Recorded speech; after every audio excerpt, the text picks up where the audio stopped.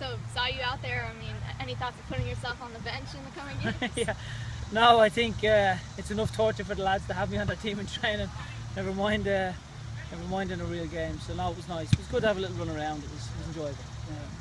Robbie Keane last night. Did you watch that game and you know Yeah, what obviously. kind of relationship did you have with him? Well, we played obviously when we were younger. We played. Robbie played for Crumlin, I played for St Joseph's, and then he went to Wolves and I went to Stoke. And then as our careers sort of went on, we fell away really. We're a similar age.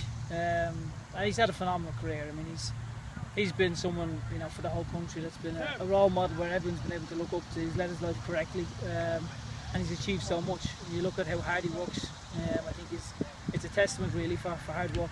And great credit to him because he's had an incredible international career, and also, you know, you look at his club career as well. It's been fantastic. So delighted for him because he's a really good guy. What was he like as a kid? You know, playing against him in club.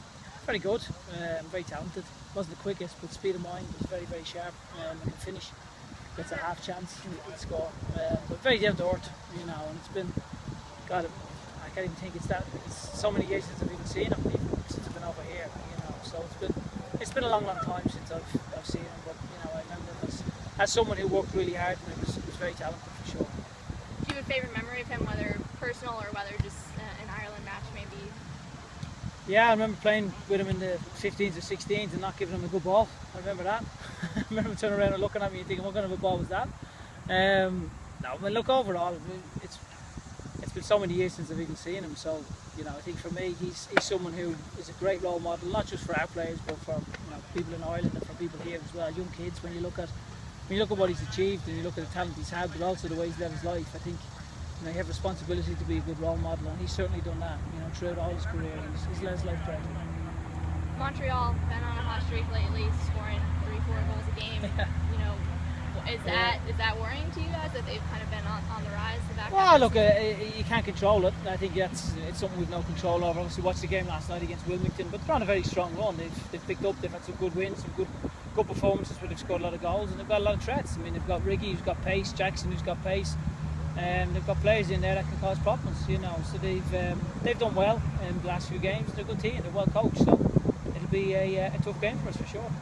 They also allow a lot of goals, though. So I mean, is that something that you guys are more looking to exploit than worrying about your own teammates? Well, I think you need to do both. I think when you analyse teams, you look at what their strengths are, you speak about them, and then equally you speak about areas that you hope to be able to try and play in. So I think it's the same for us. And at this stage, I'm sure it's boring for everybody, but you know, it's one game at a time, and we sit down and okay, here's where we think they've got a lot of strength and the areas that they like to play in, and here's some areas that maybe we think we can get at them at. It's the same principle for us.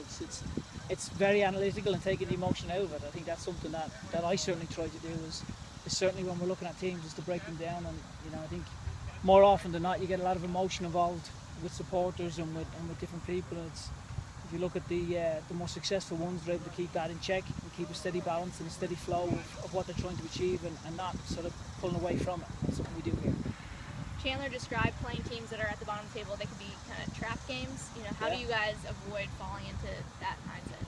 Well, I mean, like we spoke about last week, complacency, because we're already in the playoffs. I would like to think that everybody knows that complacency will never be tolerated here. So I think that's something that we'll obviously speak about, but again, I think Montreal, when they're on such a run that they're on as well, you don't necessarily look at the league table, you look at what threats they have and you look at the players they have, and they're a dangerous team. So you need to approach it in the right manner and the right mentality and the right attitude, which is something we hope to do.